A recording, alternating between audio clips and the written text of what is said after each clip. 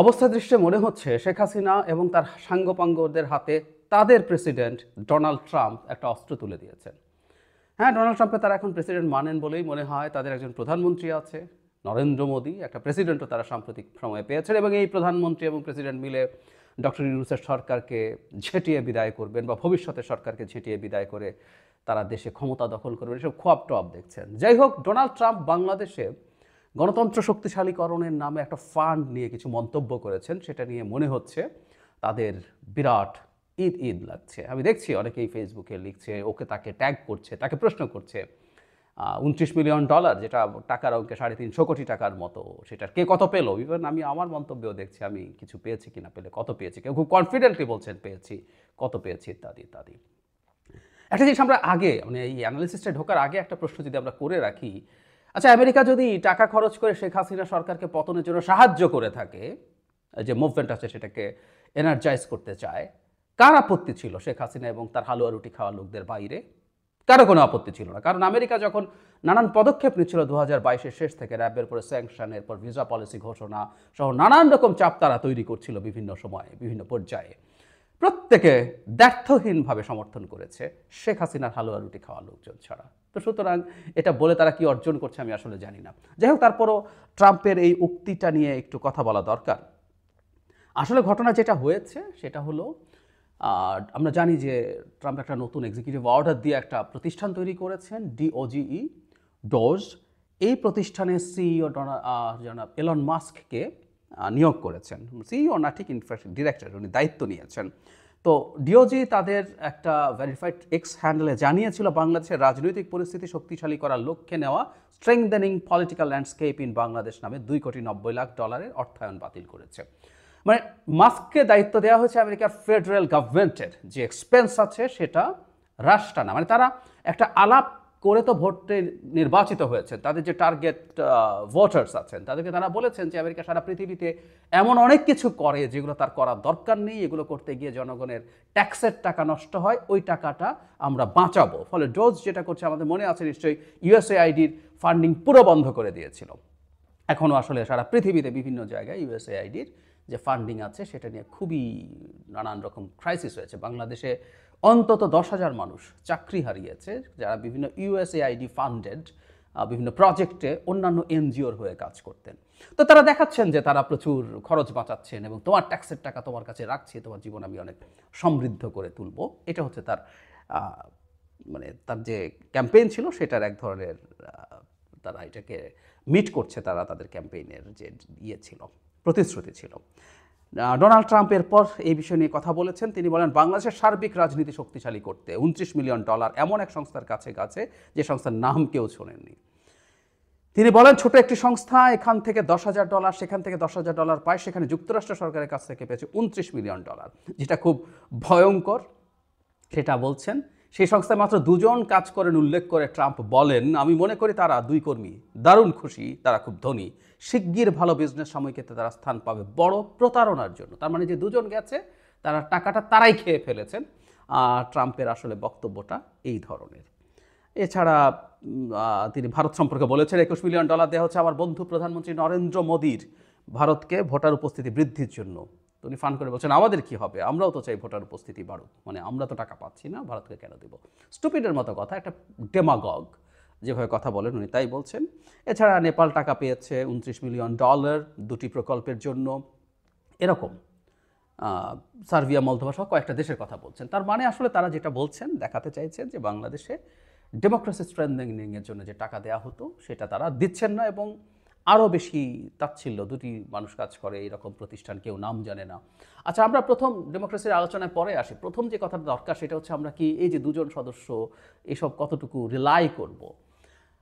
Trump এবং mask পৃথিবীতে যে রাইটিস্ট রাজনীতির সিরিয়াস উত্থান ঘটছে তারই একটা বহিঃপ্রকাশ। সুতরাং তারা লিবারেল যে মিডিয়া আছে এতদিন পর্যন্ত আমেরিকার মতো জায়গাতেও, যে ওয়েল অ্যাকসেপ্টেড মিডিয়া, যেগুলো গ্লোবালি অ্যাকসেপ্টেড, আমি ওয়েল অ্যাকসেপ্টেড বলতে এটা বোঝাচ্ছি না তারা নিখুঁত, পৃথিবীতে নিখুঁত বলে কোনো মিডিয়া নাই, কিন্তু এই ওয়েল অ্যাকসেপ্টেড মিডিয়াগুলোকেও তারা ডিনাউন্স করে এবং তারা বলতে চায় যে এগুলো আদতে জেনুইন তথ্য পাবলিশ করে না।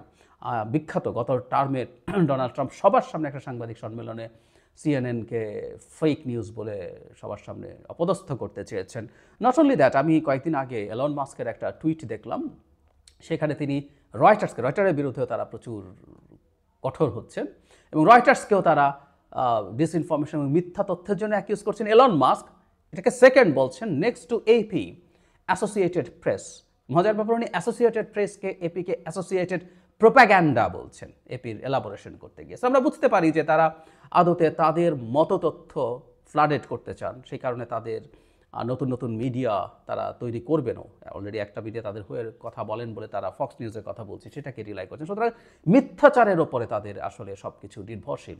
ডোনাল্ড ট্রাম্প বক্তৃতা করলে, কোথাও কিছু বলে, সেটা প্রেসিডেন্সিয়াল ক্যাম্পেইনের সময় হোক, প্রেসিডেন্সিয়াল ডিবেটের সময় হোক, যখনই হয়েছে মেইনস্ট্রিম মিডিয়া মুহূর্তে একটা তথ্য নিয়ে আসছে যে উনি কতগুলো মিথ্যে বলেছেন। প্রত্যেকবার উনি অসংখ্য মিথ্যে বলছেন। সেই মিথ্যাবাদী, মিথ্যাচার যাদের না রাজনৈতিক টুল, এই ধরনের ফালতু রাইটিস্ট এবং তারা ফ্যাসিস্ট হয়ে উঠছেন, এই লোকজনের মিথ্যে আসলে একটা বিরাট অস্ত্র, এটা আমরা সবাই জানি। সো এই তথ্য দুজন কিনা না কিনা সেটা খোঁজাখুঁজি বাদ দিয়ে আমরা তাদেরকে এভাবে একটু দেখতে চাই। কিন্তু যে জায়গাটা আসছে ডেমোক্রেসি স্ট্রেংথেনিংয়ের ব্যাপারে, হ্যাঁ আমেরিকায় খরচ করেছে, ইউএসএআইডি বা অন্যান্য ফান্ড থেকে যেখান থেকে এখানে টাকা এসে সেটা দেখানোও সম্ভব। এখন এটাকে আমাদের কাছে যেটা আমাদের বুঝতে হবে সেটা হচ্ছে এই যে সোকল স্ট্রেংথেনিং ডেমোক্রেসি, এটা আমেরিকার চ্যারিটি না। বহুদিন বলেছি, বিশেষ করে 2022 সালের শেষে যখন র্যাবকে স্যাংশন দেওয়া হয়, তারপর যখন ভিসা পলিসি, আমি প্রচুর আমার এই চ্যানেলে কথা বলেছি, টকশোতে কথা বলেছি, সেটা হলো আমেরিকা এখন লিবারেল ডেমোক্রেসিকে তারা চায় যে এটা আপহোল্ড করুক, এটা স্প্রেড করুক, এটা স্ট্রেংথেন হোক। কারণ তারা দেখেছে, এটা সবাই জানি যে আমরা লিবারেল ডেমোক্রেসির সাথে এক ধরনের ইললিবারেল ডেমোক্রেসিও আছে এখন, উল্টোভাবে বলতে গেলে। আর ট্রাম্প সেই সোকল্ড, তারা তো আর পুরোপুরি স্বৈরাচারী বলে ফেলতে পারছে না, একটু ইললিবারেল, তারা এটুকু মেনে নেবেন নিশ্চয়ই। এই ইললিবারেল ডেমোক্রেসি টার্মটা ভিক্টর অরবান, হাঙ্গেরির, তিনি আসলে বলতেন প্রচুর। সো লিবারেল ডেমোক্রেসির সাথে বিল্ট ইন হচ্ছে হিউম্যান রাইটস, বিল্ট ইন হচ্ছে ফ্রিডম অফ এক্সপ্রেশনস। সো এগুলো যখন থাকে তখন যেটা দাঁড়ায়, ওই সব দেশ এই জিনিসগুলোর বাইরে দাঁড়াতে চায়, বাইরে যেতে চায়, তারা তখন এই জিনিসটাকে ঠিকঠাক মতো করতে পারে না। আমরা সরাসরি যদি বলি, চায়না যে ধরনের ব্যবস্থা দেখতে চায়, এগুলো তার উল্টো। ফলে এগুলো তৈরি করে, এগুলো স্প্রেড করিয়ে, এগুলোকে স্ট্রেংথেন করিয়ে মূলত চায়নাকে কমব্যাট করার চেষ্টা আমেরিকা করেছে। বিশেষ করে বাইডেন প্রশাসনের সময় এটা বেড়েছে, কারণ হলো এর আগের 4 বছরে ট্রাম্পও এখনকার মতো এত অ্যাগ্রেসিভ না হলে মোটামুটি উনি এই জায়গাগুলোর ক্রিটিক করতেন। ফলে এই ডেমোক্রেসি ডেভেলপ করানোর চেষ্টা, লিবারেল ডেমোক্রেসি ডেভেলপ করানোর চেষ্টা আমেরিকার কোনো লুকোছাপার বিষয় না। সুতরাং যে ফান্ড এসছে, সেই ফান্ড তো দুজন খেয়ে ফেলেছে, এটা ট্রাম্প তার পপুলিস্ট অ্যাটিটিউডে বলছে। কিন্তু এই টাকাগুলো বিভিন্ন জায়গায় গেছে, বিভিন্ন প্রতিষ্ঠানের কাছে গেছে, যারা আসলে এই রিলেটেড কাজ করেছে। এখন এই টাকার কত পার্সেন্ট খরচ হয়েছে, এটার কি বেনিফিট হয়েছে, সেটা আরেক ডিবেট, সেই ডিবেটও আমরা এখন ঢুকছি না। কিন্তু এগুলো তাদের ঘোষিত অবস্থান, ঘোষিত নীতি। আমি আগে বহুবার বলেছি যে ইভেন 70s 80s-এ আমেরিকা তার স্বার্থের জন্য ডিকটেটরদেরকে আসলে প্রমোট করতো, কারণ তারা দেখেছে লিবারেল ডেমোক্রেসি যদি থাকে তাহলে সেই লিবারেল ডেমোক্রেসিটা কমিউনিস্ট আন্দোলনকে, কারণ তখনকার স্বপ্নিক ইয়াং এনার্জেটিক ব্রিলিয়ান্ট তরুণরা রীতিমতো মেসমারাইজড হয়েছিল কমিউনিজম দিয়ে, তখন কমিউনিজম মাথা চাড়া দিচ্ছে, সে তারা ঠেকানোর জন্য তারা ডিকটেটর আনতো। আইয়ুব খানকে এনেছে, এই অঞ্চলকে তুমি সাইজ করে রাখো, তুমি ক্ষমতায় থাকো এবং তুমি কমিউনিস্টদের বিরুদ্ধে ক্র্যাকডাউন চালাও। এভাবেই একটার পর একটা ডিকটেটর এই অঞ্চলে বিভিন্ন জায়গায় তারা তৈরি করেছে। মজার ব্যাপার, 90s-এ তাদের এই প্রয়োজন ফুরিয়ে গেছে, কারণ সোভিয়েত ইউনিয়নের পতন হয়েছে এবং আমরা তখন দেখব পৃথিবীর বিভিন্ন দেশে ডিকটেটরদের পতন হয়েছে এবং ওই সময় ডেমোক্রেসির একটা বিরাট জোয়ার দেখা গিয়েছিল। এই যে আর্লি 90s থেকে প্রায় 10 বছরের মতো এই যে হান্টিংটনসের যে ওয়েভ অফ ডেমোক্রেসি বলে, ওটার যে হাই টাইডটা ছিল ওর সময় কিন্তু একটা সিগনিফিক্যান্ট, এটা কারণ সেটা সেই আমেরিকায় তার স্বার্থ যখন এরকম ছিল, তখন এখন যখন এরকম আছে তখন এটাই করবে, আমেরিকা তার স্বার্থে করবে। বহুবার বলেছে আমাদের সুবিধা হচ্ছে তার স্বার্থ আর আমার স্বার্থ যেখানে একসাথে কাজ করে, তাই আমেরিকার যে কোনো চেষ্টা আমাদের ডেমোক্রেসিকে স্ট্রেংথেন করার জন্য সেটা আমরা সমর্থন করেছি। শেখ হাসিনা এইভাবে ক্ষমতায় থাকুক আমেরিকা চায় নাই, আমরাও চাই নাই। সো এটা মিলে গেছে। আমেরিকার ওই জিনিসগুলো আমাদের নিজস্ব চেষ্টা, আমাদের নিজস্ব মুভমেন্টকে স্ট্রেংথেন করবে, মানে তারা ক্যাটালাইজ করবে, সেই জন্য আমরা সেটাকে ওয়েলকাম করেছি। কোনোদিন মনে করি নাই যে আমেরিকায় সরকার ফেলে দেবে, আমি অন্তত মনে করি নাই, বলিনি, বলেছি আমাদের সাহায্য করবে আমাদের মুভমেন্টকে, সেটাকে আমরা মানে সিরিয়াসলি এটাকে সাপোর্ট করি নেই। সুতরাং আমার জন্য ফান্ডিং আছে, এতে সমস্যার কিছু নাই। এখন যেটা হয়েছে, তারা তাদের ডোমেস্টিক ভোটারকে দেখাতে চাইছে যে দেখো আমরা এই খরচগুলো করবো না, কি দরকার আমার এগুলো করার। বিশেষ করে তার যে টার্গেট পিপল সেটা হচ্ছে white, less educated, rural Americans, তাদেরকে তারা এই জিনিসটা দেখাতে চেয়েছে, জানাতে চেয়েছে।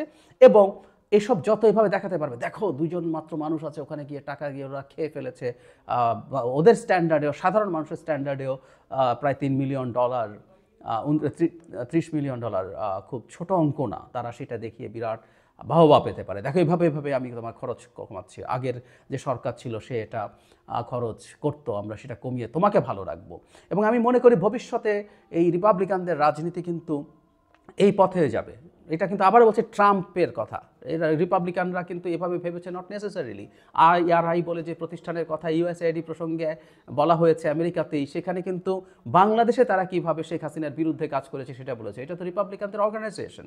এই IRI CRIর সাথে কাজ করেছে, CRI IRIকে এন্ডোর্স করছে, এরকম নিউজ আমাদের সামনে আছে। নট অনলি দ্যাট, 18 সালের নির্বাচনের আগে তারা একটা সার্ভে করে শেখ হাসিনার অ্যাপ্রুভাল রেটিং 70 বা তারও বেশি দেখাচ্ছে। আওয়ামী লীগের সমালোচনা আছে কিন্তু শেখ হাসিনার বিরাট সমর্থন আছে। এগুলো তো আমরা দেখেছি যে তিনি উদ্ধারকর্তা, বাংলাদেশে যে বয়ান সেই IRI বাংলাদেশে করেছে। তো সুতরাং এই ঘটনাগুলো আসলে ক্রমাগত ঘটে গেছে, কিন্তু এই ট্রাম্পের প্রশাসন এসে এগুলো থেকে সরিয়ে আনবে এবং শর্ট টার্মে একটা বেনিফিটও দেখাতে পারবে। বিভিন্ন জায়গার এক্সপেন্স যখন কমিয়ে ফেলবে, মানুষকে দেখাতে পারবে দেখো আমি এটা কমিয়ে ফেলে এত ভালো কিছু করেছি। এবং আমি অনুমান করি, অনেকেও অনুমান করেন, মাস্ক পরবর্তী প্রেসিডেন্ট নির্বাচনের জন্য যেতে পারেন, কারণ ট্রাম্পের এটাই সেকেন্ড টার্ম, শেষ টার্ম। মাস্ক আসবেন এবং মাস্কও একই পথের মানুষ, এবং উনি এইভাবেই আসলে তার ভবিষ্যতে তার যে ভোটার তার মধ্যে জায়গা তৈরি করছেন। শর্ট টার্মে এটা হতেই পারে, বিভিন্ন জায়গায় যে খরচ হচ্ছে এগুলোকে ব্যয় হিসাবে দেখানো, এগুলো আসলে কোনোটা ব্যয় না, এগুলো প্রত্যেকটা আমেরিকান ইন্টারেস্ট। আমেরিকা কোনো স্টুপিড দেশ না, সে বিভিন্ন দেশে এই নামে যেসব টাকা পয়সা দিয়েছে সেটা তার হেজিমনি, তার কোনো ক্ষেত্রে কালচারাল হেজিমনির জন্য, কোনো ক্ষেত্রে আজার হেজিমনি এনশিওর করার জন্য আসলে সেই টাকা পয়সাগুলো খরচ করতে চেয়েছে, করেছে। এটার বেনিফিট লং টার্মে আসতে থাকে। এভাবেই আমেরিকা আসলে পৃথিবীকে তার ওয়ার্ল্ড অর্ডারটা নিশ্চিত করতে পেরেছে। এখন আমেরিকা সরিয়ে নিল, এগুলো খরচ কম করলো, অ্যাপারেন্টলি আমেরিকানদের কিছু সুবিধা হলো, এগুলো হতে পারে, কিন্তু লং টার্মে আসলে ভালো কিছু হবে না। কারণ আমেরিকা গ্লোবাল হেজিমনি রাখতে চেয়েছে তার আইদার স্ট্র্যাটেজিক আর ইকোনমিক ইন্টারেস্টের জন্য, দুটোর একটা। সুতরাং এই ইনভেস্টমেন্টগুলো তাকে বড় স্কেলে আবার ফেরতও দিয়েছে প্রচুর কিছু, সেই জিনিসগুলো নাই। সুতরাং ট্রাম্প তার 4 বছরে জনপ্রিয় থেকে যাবেন, এরপর ইভেন মাস্কও ইলেক্টেড হয়ে যেতে পারেন এসবের কারণে। তারপর এগুলোর প্রভাব যখন পড়তে থাকবে আর একটু লম্বা সময় পর, তখন আসলে এটার আলটিমেটলি এটা হবে। বটম লাইন হচ্ছে আমেরিকার এই ব্যয় নিয়ে আসলে আওয়ামী লীগ পন্থীদের, আওয়ামী লীগের সাঙ্গপাঙ্গদের, শেখ হাসিনার, তাদের এই শোরগোল বা চেঁচামেচি, তাদের কত বিভৎস খারাপ অবস্থা সেটাই তারা প্রমাণ করে, কতটা নিরুপায় তারা ডুবন্ত না, তারা ডুবে গেছে, কিন্তু ডুবে যাওয়ার পরও তারা খড়কুটো ধরার চেষ্টা করছে। আমরা জানি যে ডুবন্ত মানুষ খড়কুটো ধরে, কিন্তু তারা ডুবে গিয়েও সেই চেষ্টা করছে। তারা এটা দিয়ে নানা রকম মানুষকে বোঝানোর চেষ্টা করছে যে এই কারণে হয়েছে।